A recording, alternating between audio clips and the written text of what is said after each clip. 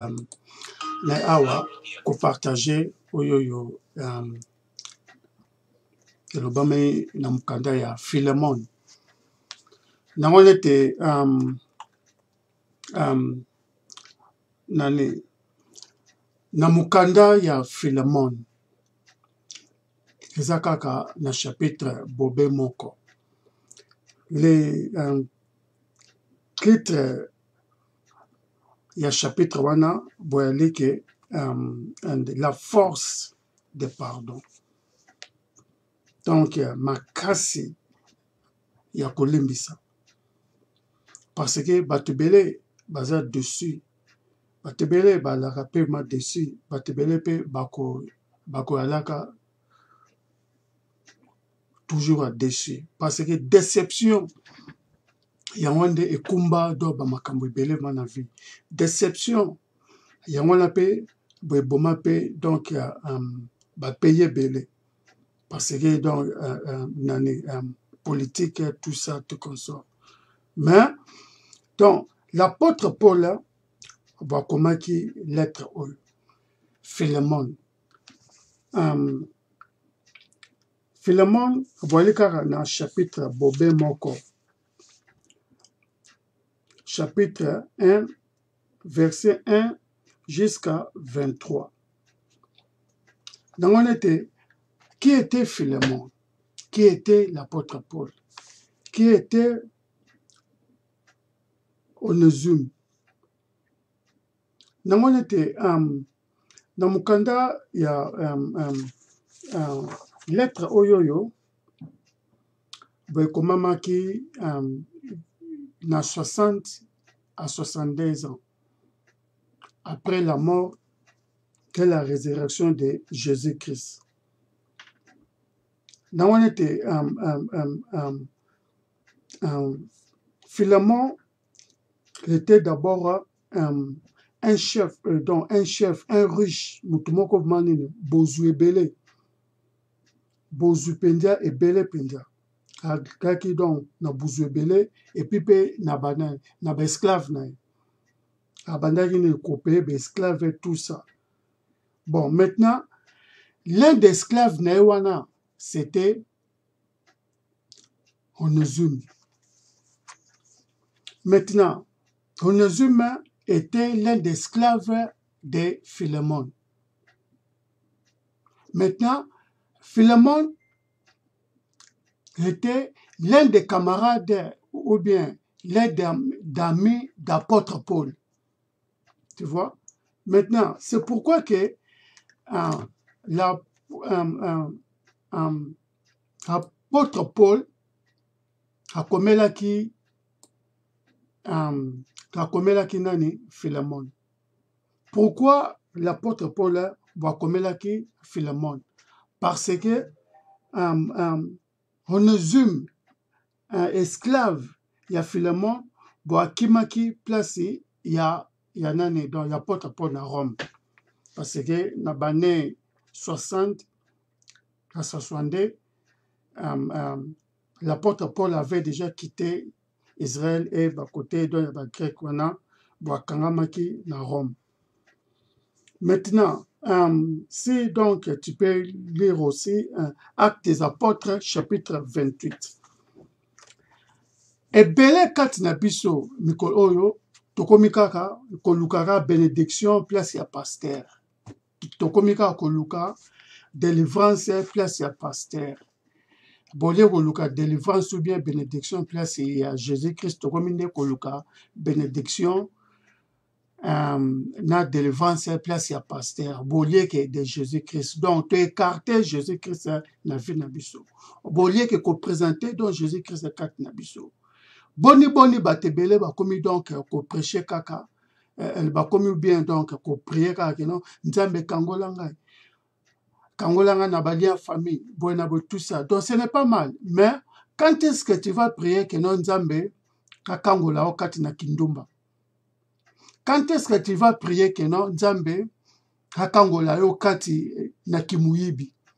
Quand est-ce que chrétien va prier que non nzambe kangolanga kati na robeta ba shekula ya mabe ba pesi yo chèque yo bakisika banene ba zéro na sima. Quand est-ce que donc tu vas prier contre ça? Quand est-ce que donc tu vas prier que non natika kufinga? Quand est-ce que donc tu vas prier que non nalimbisa pe batu? Batu boni boni.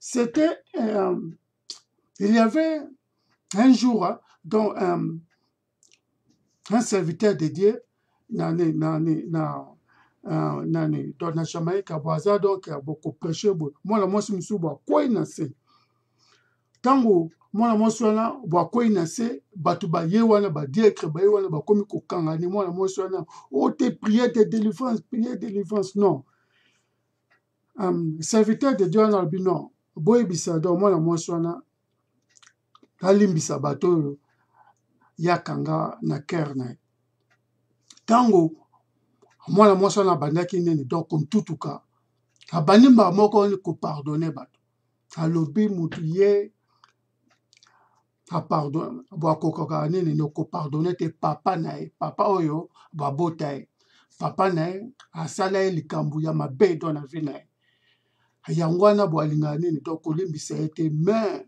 bwapartir donc de ce temps là jour wana bwaparvenaki mwana mwasi wana parvenaki kolimbisa papa na ye pe bwa sutuki bwa donc ba chaîne ekweyi donc ba chaîne spirituellement ye moko makomo loba bwa sentir lokola ba chaîne bwa katani parce que bwa limbisi papa na ye donc moto aza kotutuka kati dans l'église bato bakanisi ni milumu mabe mais c'était parce que bwa kangela papa na ye kanda na wana témoigne bien aimé le pardon est une puissance qui libère.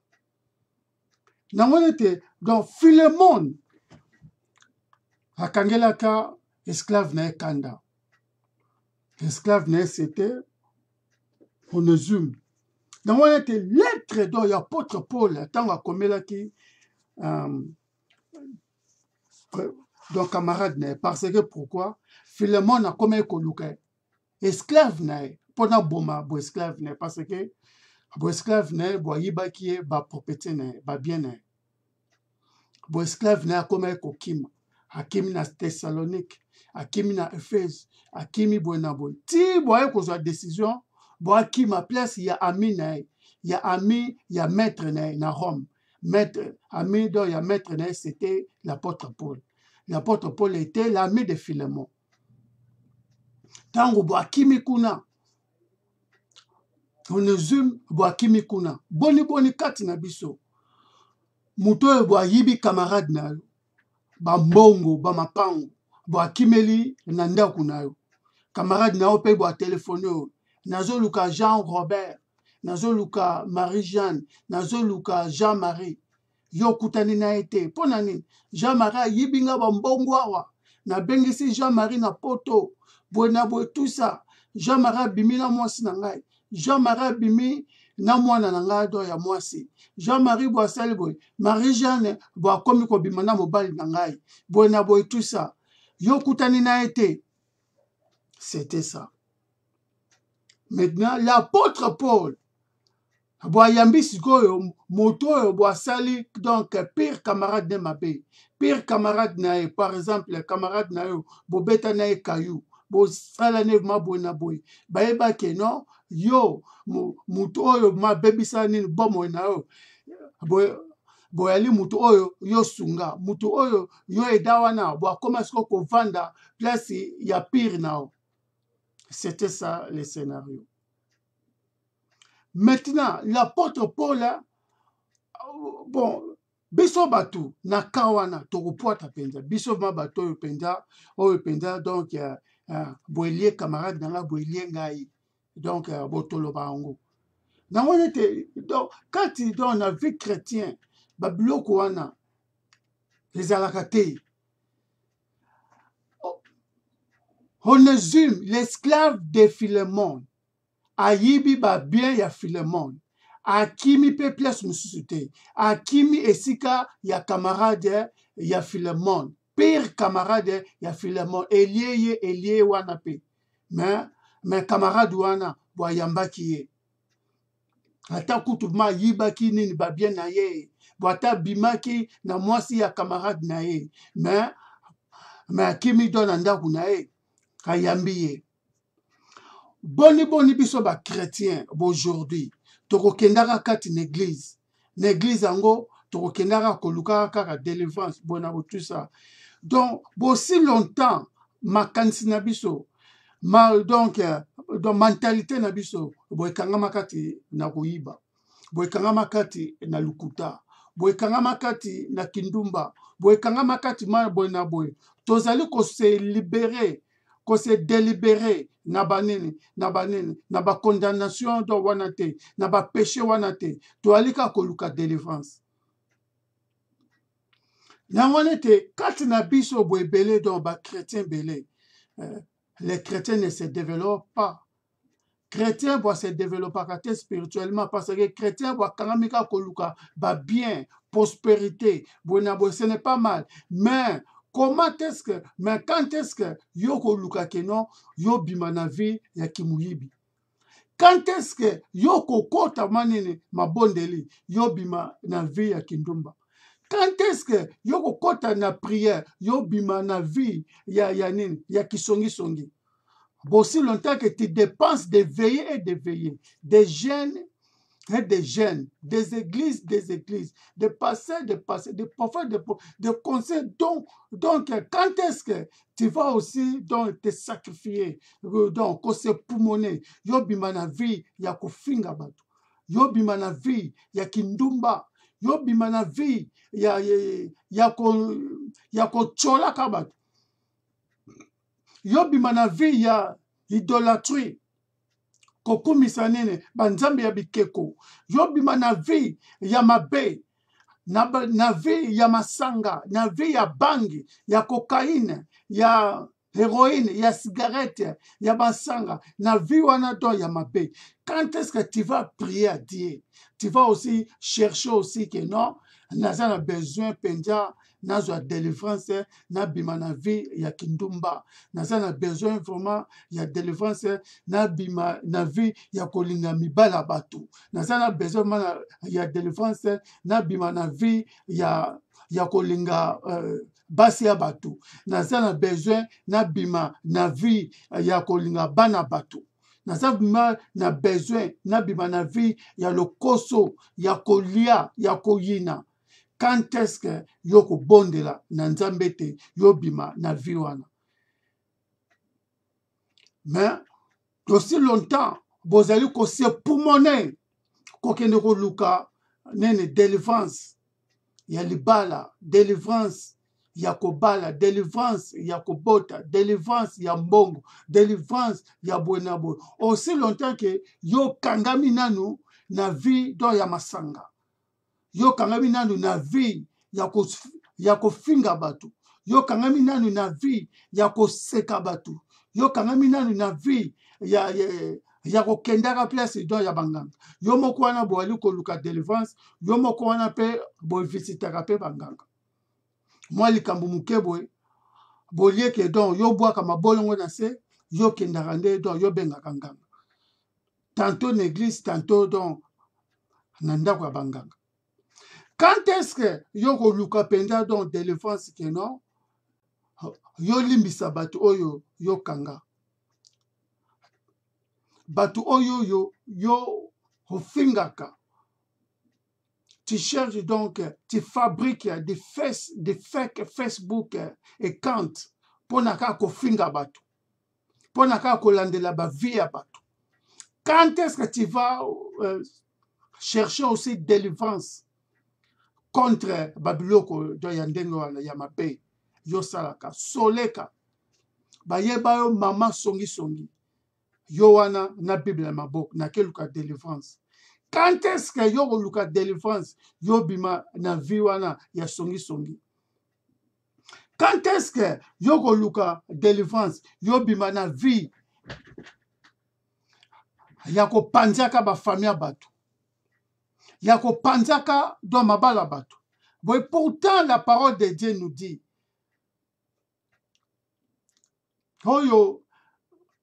Dieu a réuni que personne ne sépare. mais yo wana mutu do ya liboso ya kopanzaka bamabala bato. Quand est-ce que tu vas aussi chercher délivrance, la délivrance?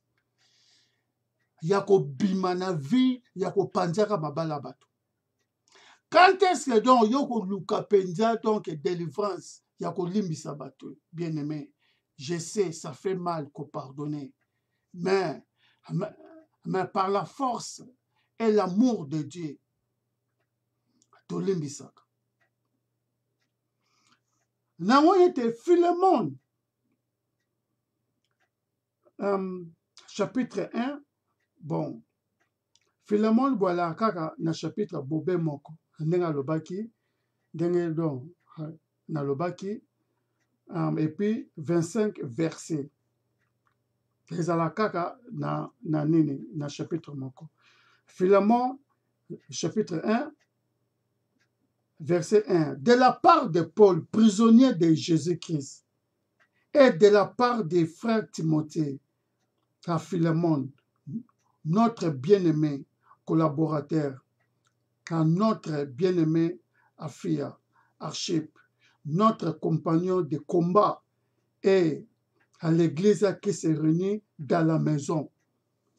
Nangon était Philemon, voilà qu'un ami proche, l'apôtre Paul. Maintenant, on assume alaka donc mwana musala ya Philemon esclave na. Maintenant, bon assume ayibaki biloko to ya Philemon. Akimi ba place ebele, akimi na Éphèse, Philemon kolanda ke mais Philemon bosana kike non, boazala rappel chrétien, boasambela rappel. Parce que l'apôtre Paul habitait dans la maison de Philemon. Philemon était aussi comme fils spirituel de l'apôtre Paul. Maintenant, donc, tout ça, mutabosani dans yango. Ndenge moko pe don na biso. Likamu ekoki donc comme là au bien-aimé. Likamu comme lio. Tu ne sais pas quoi faire. Bien-aimé. Mutu boye, bo salo maba fingi yo, ayibi yo, bo lingeli yo mwasi, bo bomeli yo mutu, bo na bo tout ça. Loko do ya liboso. Pardonnez d'abord. Moïse Tangu, Batoubaye donc, Kolobane, Myriam, Ron, Moussous, Bayaki. Ah non, Moïse, non, tu ne peux pas faire ça. Comme donc condamner Moïse. Moïse, va prier dans Nzambe, Nzambe limbisa bango. Mais Dieu s'est fâché contre Bato Bazalaki. Donc Moïse na ba agreement na bango, donc Myriam la sœur de Moïse, tout ça na Ron na ba musus, mais Dieu les a frappés na maladie ya nini donc ya maba. Maintenant Moïse va bondeli na Nzambe, va lobi que Nzambe limbisa bango, mais Dieu s'est fâché contre eux. Mais Moïse a prié que non Nzambe a pardonné bango kaka.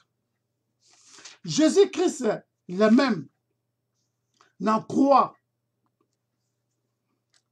ka beleli, batu baza donc kobeta ye, tout ça ba soyi bani, mais atali, balobi que non, Nzambe pardonné bango, Père pardonné bango, parce que bayebi makambo bazo salate. Nana nisusu, na Étienne. Étienne bazo beta ye pendanene, baza kolapide. Apôtre Paul kaka oyo kako. Voilà qui peut participer qui peut na mort ya Étienne. Mais Étienne, voilà que non, Dieu pardonne. Dieu pardonne-les. Tu vois, donc maintenant nous, biso ba chrétien, il y a tant oyo. To komi donc ba chrétien moko impardonnable. Ba chrétien moko donc toli misakate. Mais biso moko, ah non, notre Père qui je sais, que ton nom soit sanctifié, que ton règne vienne, que ta volonté soit faite sur la terre comme un ciel. Donne-nous notre Père quotidien. Pardonne-nous nos offenses. Bolingi kaka Nzambe ya pardonné ba offense na bino. Mais bino bolinga ko pardonner te. bino bolingaka kopardone te bolingi kaka nzambe ya pardonaka kaka ma bino mais bino bolingaka kopardone te. C'est pourquoi que non, pardon est une puissance qui libère. Donc, sans le pardon, bien-aimé, tu peux tout faire dans ta vie. Mais dans ton cœur, si tu ne sais pas comment pardonner, bien-aimé, ta prière, voilà, toujours en vain. Ta prière n'aura ekozala na nini na makasi te place ya nzambe. Na ngone te ba chrétien belé bakendaka koluka nini ba délivrance. Ba chrétien bakendaka koluka délivrance. Oh te délivrance ya boye, oh te ya famille. Non, c'est pas mal, c'est bien. Mais ba chrétien bakendaka koluka babimisa batoyo bakangela kanda te. Nani oyo don yo kangela kanda don na cœur na bien-aimé. Yozo luka lobiko, yozo luka prospérité, yo aluko luka boy, mais ozana batu na cœur na yo wana.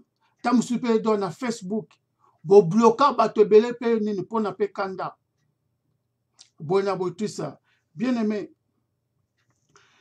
na sena mukil oyo moko te bakokokisa bakolekisa ba 200 ans. Donc, comme en cas, 100, tant que 50 difficilement. Donc, vous avez trouvé que vous avez donc 50 ans, ma salive, moi fait. Demi-siècle. Bon, là, qu'est-ce que non? Vous avez commis déjà, donc, vous constatez que non, bon, j'ai déjà ce pourcent. Non, vous avez 200 ans pour que tu ne fasses pas pardonner quelqu'un. Pour que tu ne fasses pas. Bon, on ne dit pas que non, lorsque tu pardonnes, allez, bon, comme sur ma camarade. Non, bon, on dit que pardonner et en anglais, stay away. Limbisa, mais zala musika. Ce n'est pas que non, balobi pardonner, yo commissaire, il sous un camarade, non. Bon, il va te tuer ou bien, il va te tuer. Balobi limbisa, et puis donc, le kanzela. Mais, biso do to komika mabo mutu la salio mabe allez bo créer banene ba fake Facebook account nene donc finga et tout ça mutu bo créer nene ba fake Facebook account yo wana komi ko ne ko lukape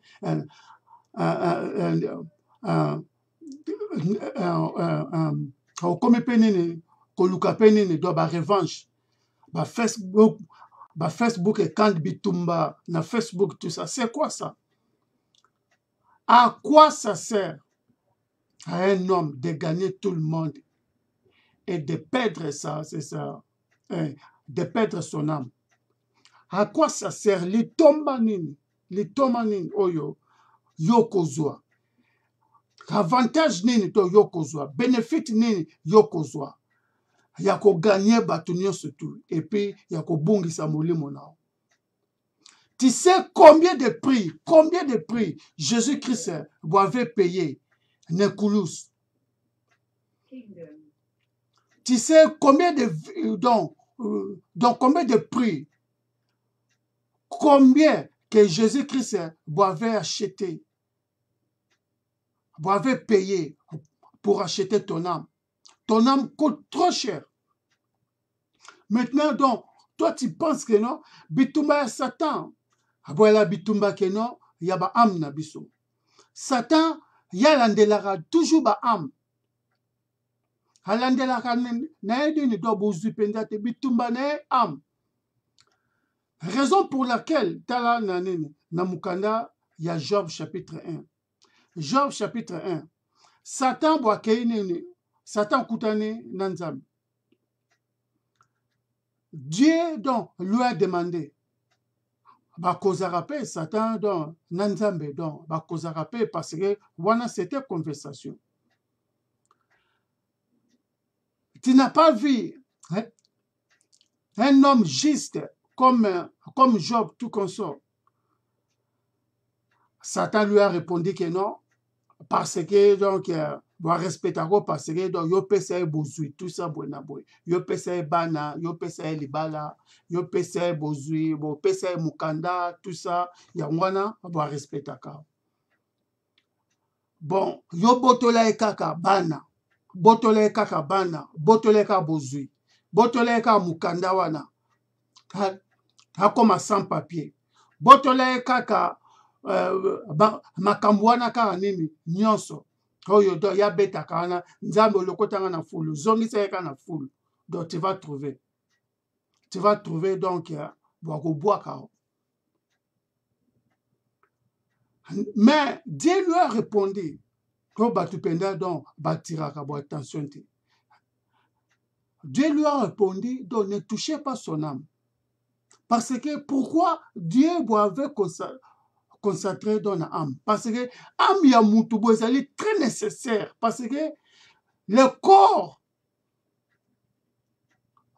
va être détruit nyonso bo ekoleka na mokili oyo mais molimo ya mutu bon après cette vie il y aura encore une autre vie maintenant plein de Dieu bo alingi ke non bon après cette vie na bo continuer donc ndenge moko ya bien. C'est pour cela Dieu prend soin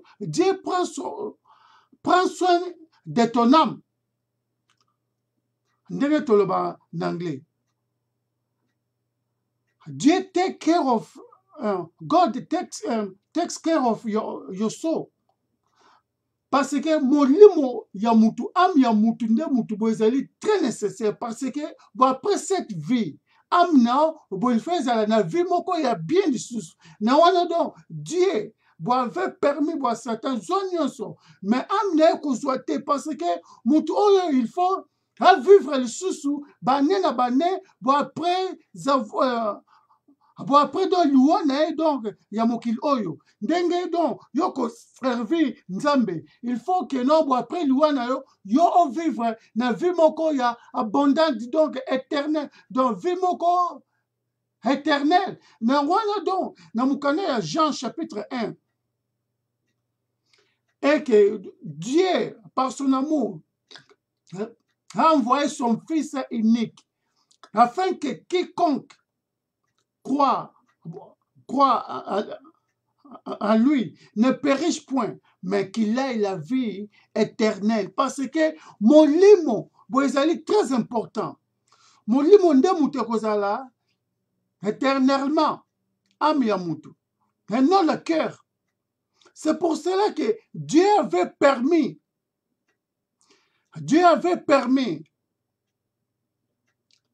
à Satan de prendre nyonso tout oyo ya Job. Et non, mais Dieu n'avait pas permis à Satan de toucher âme ya Job. Parce que âme est très nécessaire. Bon, après cette vie, il y aura une autre vie. C'est pour cela que Dieu avait concentré à l'âme de Job. C'est pourquoi que Philémon, tant comme Luka, Onésime, mais Philémon priait toujours à Dieu là. Philémon était un bon chrétien, mais il a perdu les pédales. Il va perdre dans pédale. Il va comme il place nini, il va kimeli wapi, tout ça bon aboye. Onésime a comme nini kokima. De gauche à droite. Voisin donc Kokima, Bonabo, tout ça. Philémon, verset 3. Philémon, Boelakaka, dans le chapitre Moko. Il y a un moni dans le Philémon, verset 3. Donc, il a ici chapitre 1, verset 3. Donc, combien que nous aussi, en effet, nous étions autrefois stupides, rebelles, égarés, esclaves de toutes sortes de passions et de plaisirs. Nous vivons dans la méchanceté, et dans la vie. Nous étions odieux et nous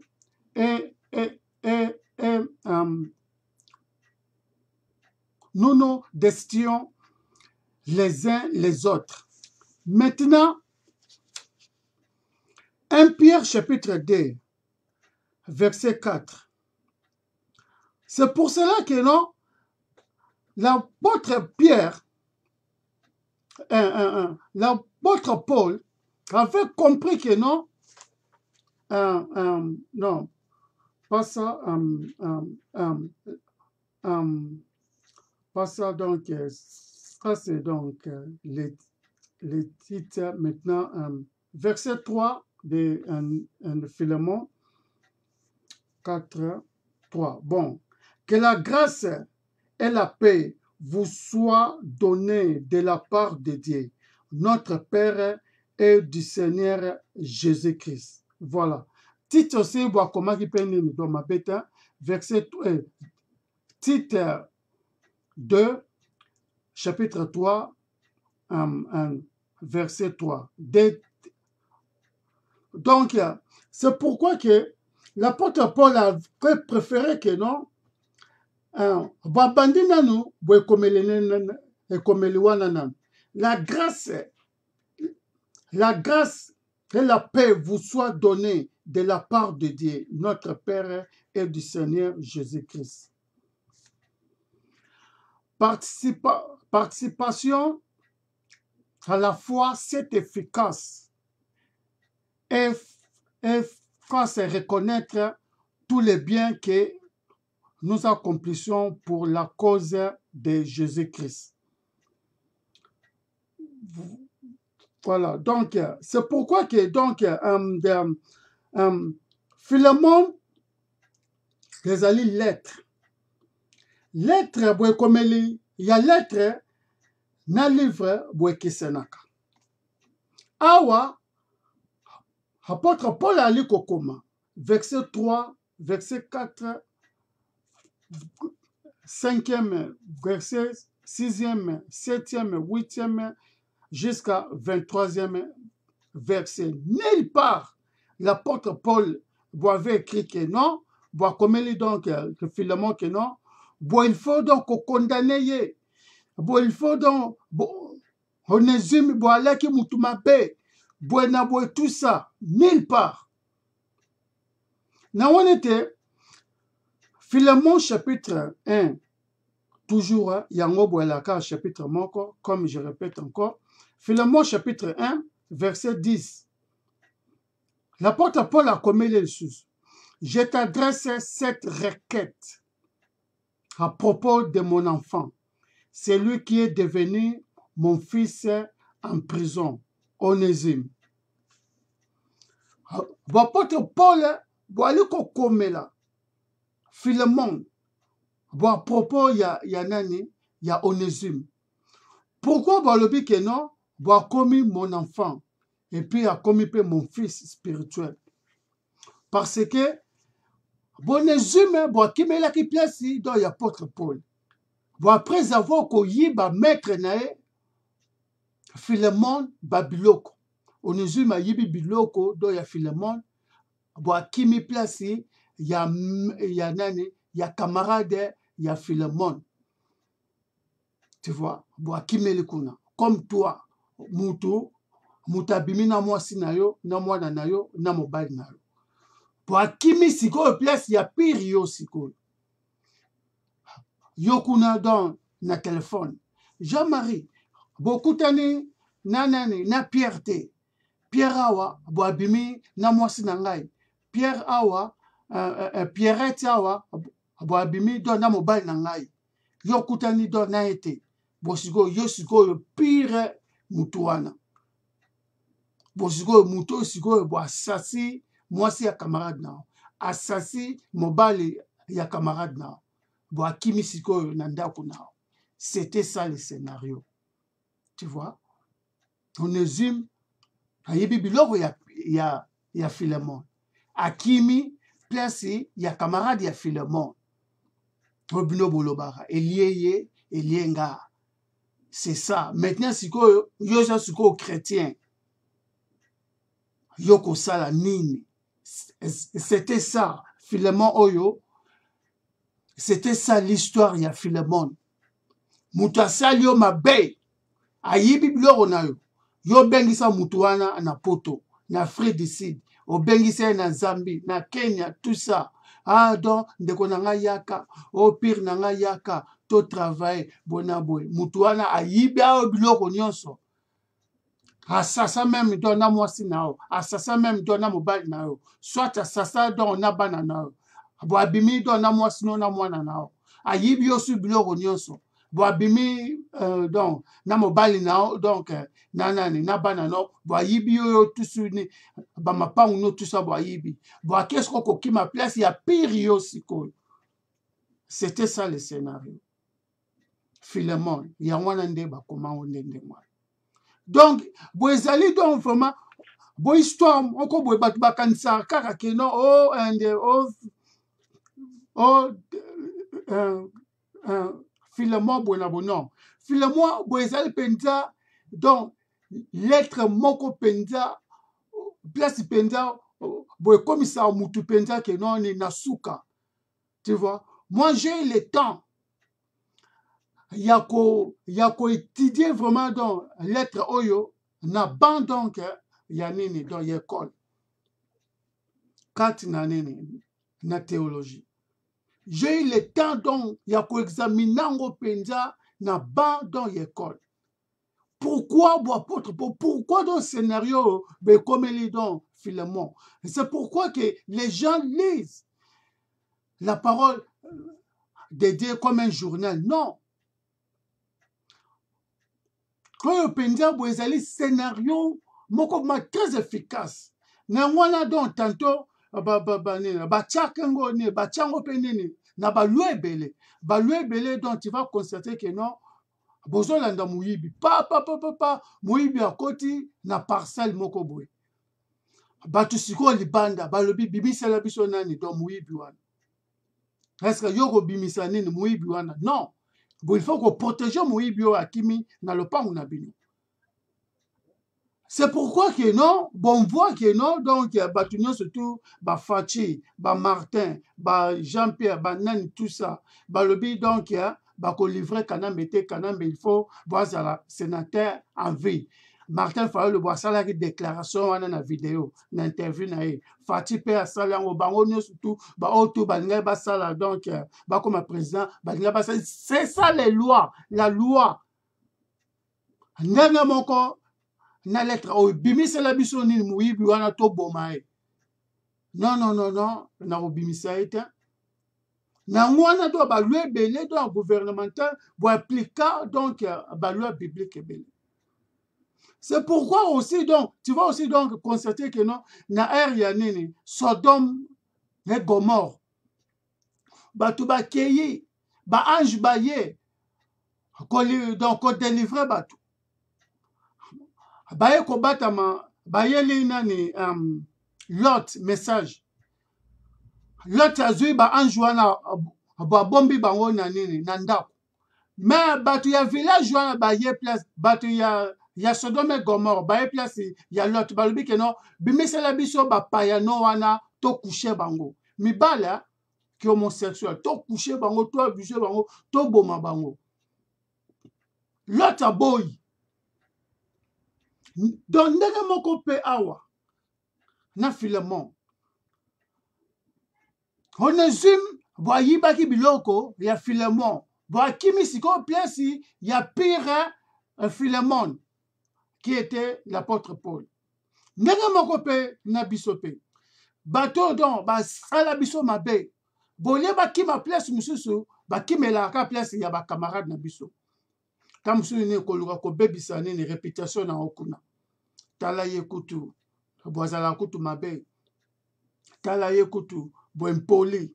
Tala yekutu ma bonaboy. Yoko yoka ba camarade na yo baza nini donc bokolobano mais mutu boye boye kolobana biso boye na boye obi ndenge boye belisa susu nini motema ndenge moko na oyo na Philemon bien aimé zwata na o Landanga moi très bien.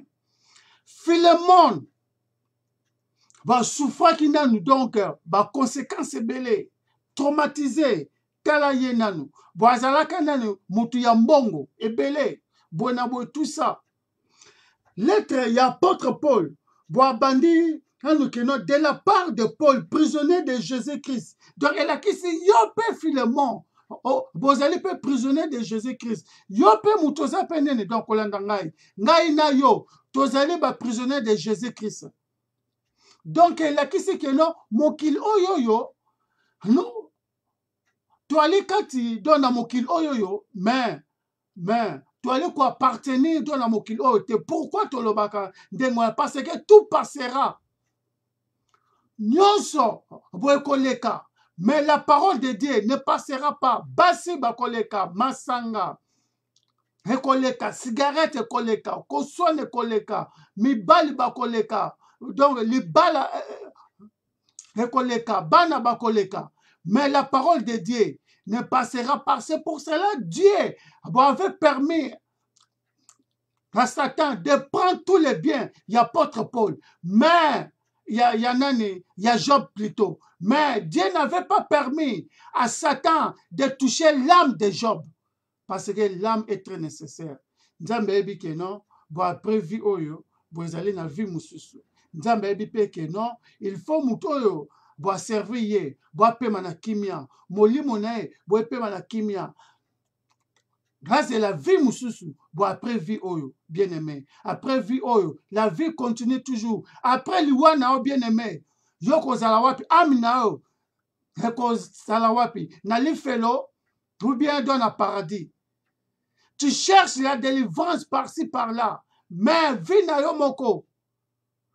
Bomo na yo moko, kati na masanga, kati na kindumba, kati na kolinga basabatu, kati na kofinga, chrétien mapeka likolo, chrétien buenabo, tout ça. Mo donc, mon frère mabé, tout ça. Tu penses que non?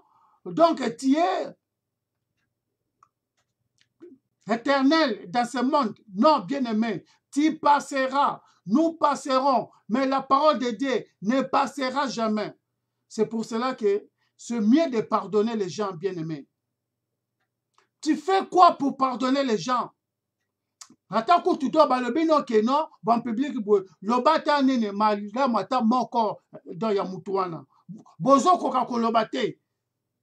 Lobata do malila mata moko ya mobaluana. Lobata moko mobaluana.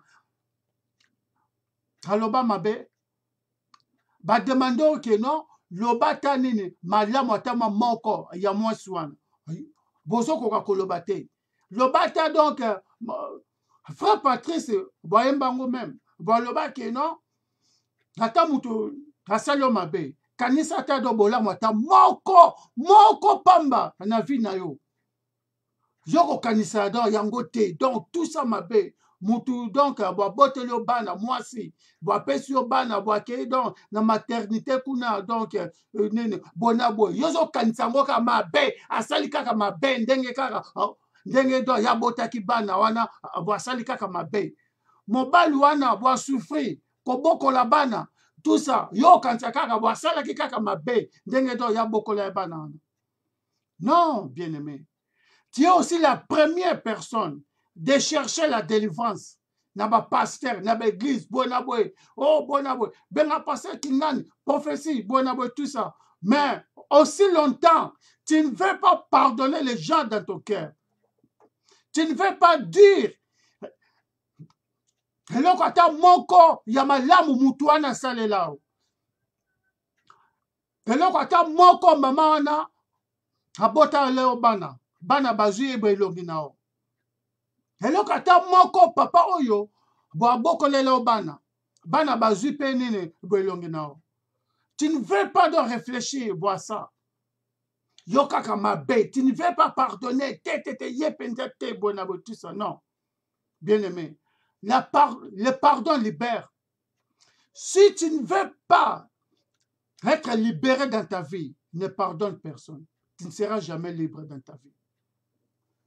Moutango pedo yo kansila pe kama mabe, boko comprendre ye wana pe nzambe pe donc bo pambole pe na voiture ye wana pe nzambe bo pambole pe do na lopango ye wana pe nzambe pe apesi pe libala ye wana pe nzambe pe apesi pe donc kobota Rebi bato ba pardonnera te, ba souffraka mabe, bino bato ba pardonnera te. Vous souffrez beaucoup. Vous êtes en souffrance dans vos cœurs. Parce que pourquoi? Vous ne pardonnez pas. Vous êtes donc, vous souffrez beaucoup parce que mutu oyo yo pardonnera te. Tu vas constater que non, a pambo mama kaka. Misala bo examen de conscience wana. Donc tu vas trouver que mutu yo pardonnera te wana. Mutu oyo yo bo yina makasi wana. Donc tu vas constater que non, bo kendaka liboso tala. Bo bandi business kala te. Bo komo kene ngwanzo. Bo kengwanzo tala yo. Yi tala ke kuna ma komo kene ngwanzo tala ye kuna. Bona. Mais donc yo ata nini donc ko déplacer ta dem nini donc ko nini ko kenda ta nini donc moi kayo pambo boko ka te mais mutu oyo do yo kangela kanda ye wana kengwanzo mutu yo kangela kanda ye wana zwi mobile mutu yo kangela kanda ye wana zwi mwasi mutu yo kangela kanda ye wana boti mutu do yo kangela kanda ye wana ba avancement liboso yo kaka na kanda kaka donc c'est-à-dire que non vous allez comme bloqué pour rien et belé baza donc comme bloqué pourquoi parce que bakangela batukanda balinga donc ko pardonner te bango moko ya batali boso ba olukaka ba délivrance tala l'église tala bona boy ko déranger ka nene ba délivrance lien ba famille boy bongo na lien na yo wana nanu ya ko kangela batukanda bon t'a demandé kanisa nanu loba nanu bola mata moko ya muto bozo koka koloba te bozo koka nene donc koloba te pour dire donc que non Dieu lui a créé nzambe abo a créé malamu tout ça bon même ça donc il y a simple ça tu ne veux pas le dire mais tu es dans la première personne de chercher la face de Jésus-Christ. Tu es la première personne, il y a eu délivrance. Mais pour dire bon l'âme ou ya mutata mon corps, bon ça là donc na vie na. Tu vois? Donc batu balingi donc kolimbisa te. Batu balingi donc kolobata nini, bola mata ya mutata nini dans mon côté. Donc je bénis Dieu pour avoir donc pour me donner donc la femme qui s'est pardonnée. Moi si nanga penza donc noko na bo maltraiter bo maltraiter même donc bo libala na biso mais moi si nanga bo lobaka non donc na limbisi penza moi si nanga za ne ko parvenir ko benga na mama na donc ko lobaki non leki nao ata zalini ni donc ko maltraiter libala nanga ko finga ngai ko faire refouler donc li passe nanga illégalement, mais Dieu puisse le pardonner. Tu vois? Donc, Batu, Yebata Boya Mata Moko. Yamuta Sala dans la vie. Dieu va te parler. Dieu va écouter ta prière. Et belé dans la prière. C'est pour cela Jacques a dit, dans la lettre, il y a Jacques, que non, nous prions, donc nous demandons, nous ne recevons pas, parce que pourquoi? Nous prions très mal. Tobon de la Ramabé, Moutabandika Obo, au nom de Jésus, Miloumabe, Bima, Bonabo, tout ça, mais Yemoko wana Moutudo Yaliboso, Katinaye, a Kangela Batuba, colère donc, Ndenge, a Limbisakate. Tamusu depuis donc balobaka na ekaka tala yo ni mutu mulai. Ça fait 20 ans passé na mutu boy. Ti sikoyo bazala nango kaka ya finganga mutu mulai. Ha répéta la ngo pe mani na batwe yenga na kolimbisa ete. Yenga ido na ko pardonner ete. Yenga ido na ko tikalaka jamais donc ko pardonner ete. Bien-aimé, bozo kende wapi?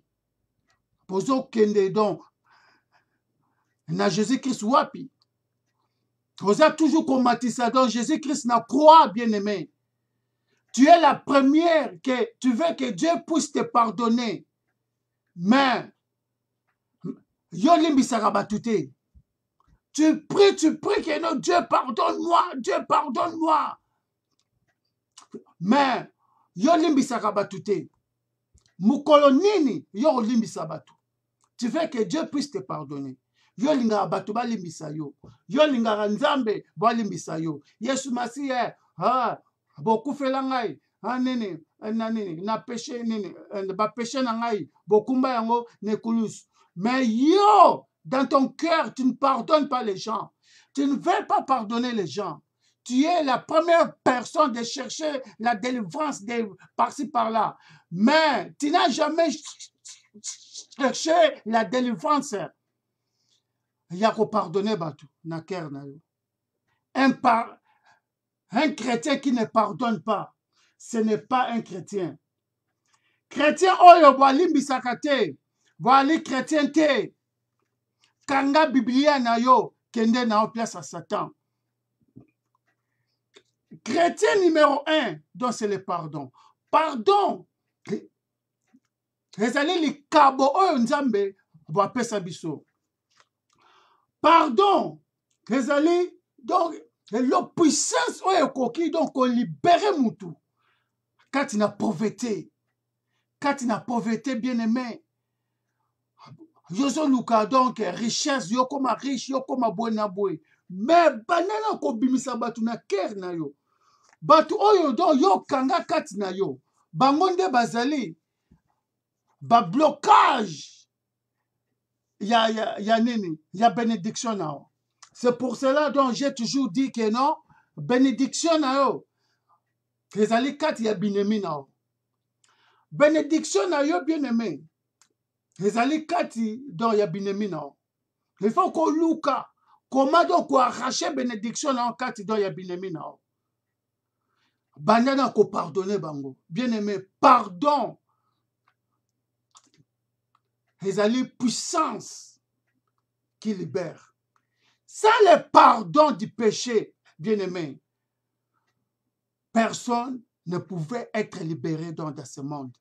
C'est pour cela que Jésus-Christ nous a donné un cadeau. Pardon est un cadeau que Jésus-Christ nous a donné. Yozo luka délivrance, ya l'église na l'église.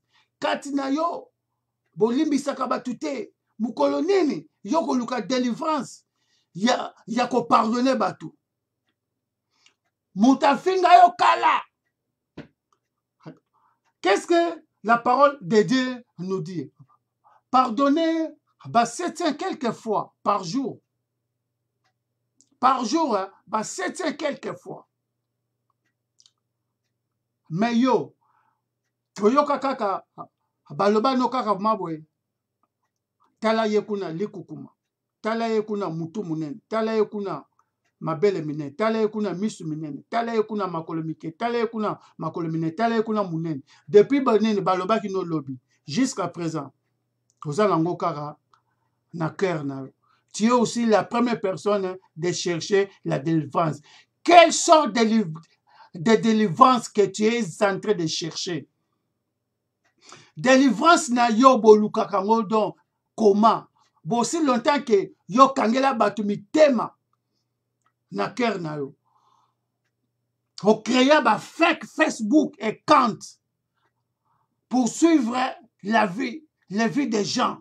Oh bonaboy, bo créer les talaye, au fingier, ba profil ya lukuta. Mais, bon, mi bengi pe chrétien bien-aimé. L'enfer est devant toi. L'enfer est devant toi. L'enfer est devant toi. L'enfer est devant toi. L'enfer est devant toi qui ne pardonne pas. Tu es celui qui ne pardonne pas. Tu es la face de Satan Lucifer. Parce que tu ne pardonnes personne dans ta vie. Quand est-ce que tu vas pardonner les gens? Nga penda na kangela makanda. Nga penza na kolimbisa mobali wana te nga mpenza nakolimbisa mwasi wana te. Bien aimé, la parole de Dieu nous dit le pardon libère. Philemon awa na Onésime. L'histoire de Philemon, ce n'est pas un livre, bien aimé. Les lettres oyo, il y a apôtre Paul à comment. Moi j'ai eu le temps, donc il y a qu'on vendre na ban, il y a qu'on étudier lettres oyo. J'ai vu donc des gens gradués, les gens donc basiliquement 3 ans dans l'université, kaka na lettre oyo, il y a Philemon.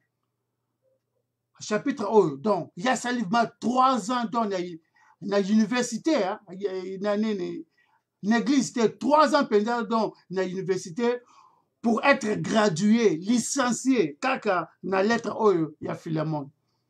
J'ai étudié ça, donc j'ai vu que non, batebele bakansango comme revue, non. Scénario oyo, comme donc j'avais dit, c'est comme muto oyo basala o mabe na vie. Ozalaka na proche camarade, ou bien mutu ya confiance na yo, yo pesa ma confiance. Aye ko sala o likambo moko donc coup monté. Ba pesa ma ba blessure intérieure. Siko mutu wana ba kimeli place mususu te. Ba ke siko ko kimela place ya pire yo mutu oyo yo pesa ka ma confiance ma makasi. Donc mutu oyo lobaka kino elie ye. Siko mutu wana akime mutu oyo siko basala o mabe akime siko place ya mutu wana. Et ça le scénario. Il y a lettre oyo, il y a Philemon. Netu mutalingi mwasi na yo na mwana. Mutu oyo bwakanga kobota na yo. Mutu oyo bwakanga do libala na yo, apanje libala na yo. Mutu oyo bwabebisa business na yo. Mutu oyo afinga yo penza, pla moko penza don yo lingaka te. Ben insulte bo ezali bien aimé. Ta musu yo bakoyene bafinga yo bien. Mais soki ka bafinga yo insulte moko boye. Jamais yo kotikala nini donc ko pardonnaka ni mutu wana. Mais mutu wango siko ya finga o bakimi siko na pire camarade na oyo do yo lo bakeno elie siko mutu wango siko yo afinga yo oyo ayiba yo biloko oyo balinga mwasi na bimala mwana na sala okumoko bo monte maya mabe epesa ba blessure l'intérieur à kimeli siko place ya pire yo wana oyo do yo loba ke no ye penza va ko trahir yo ndenge to loba je trahirai jamais Congo mutande wa so akimi siko na RDC mutande wana akimi siko place siko de ndenge wana. Voilà ce qui est dans la conséquence. Donc na makamu musu penza ta musu mane basala yo bon boyali na nini na likambo musu penza etusha yo penza epesa yo penza ba blessure intérieure boloba penza yo na vie na yo bokotika ko pardonner muto te bokotika ko pardonner mobalo te yo kotika jamais ko pardonner papa oyo te yo kotika jamais ko pardonner mwasi oyo te yo ko pardonnaka jamais mutu ya boye na vie na bon mutu wana sikoyo bo akimeli sikoyo place ya pire yo oyo penza bolobaka ke non ye ata kutu vraiment ndenge nini ya kotrahiraka yo te sikoyo mutu ndenge wana kimi sikoyo place sikoyo ya ndenge wana. C'est ça le scénario dans ya histoire oyo sikoyo pire yo wana boazo kombela o sikoyo lettre ya boye. C'est ça lettre ya Philemon. Bon apôtre Paul a komeli Philemon scénario wana ndenge wana bien aimé bwezalaka journalité non et donc ezalaka penza de eloko moko ma makila ezoka pe donc makila etanga ma donc na motema mutu moko atangisa o ma makila na motema bwakimi siko place a pire yo bien aimé bwebele kati na biso bafinga biso donc basala biso mane mabe bakenda nini donc kobetela bato oyo topesa confiance tala bo ennemi na nga bo akomi donc na pire ngai ekomaka donc si arrive bo ennemi na yo bo akomi kokoze na batu yo pesaka confiance ça arrive comme ça mutu yo pesaka mani confiance bo akomi donc camarade donc ya ennemi na yo oyebi ndenge esalaka esalama mposa ma yo zinda mpenza donc na nini na mabele mpenza bo epesaka nini mutu pasi ndenge sikoyo nde yo koma bokebi te donc na camarade wana oyini ye lisusu yango wana mais awa voici donc la réponse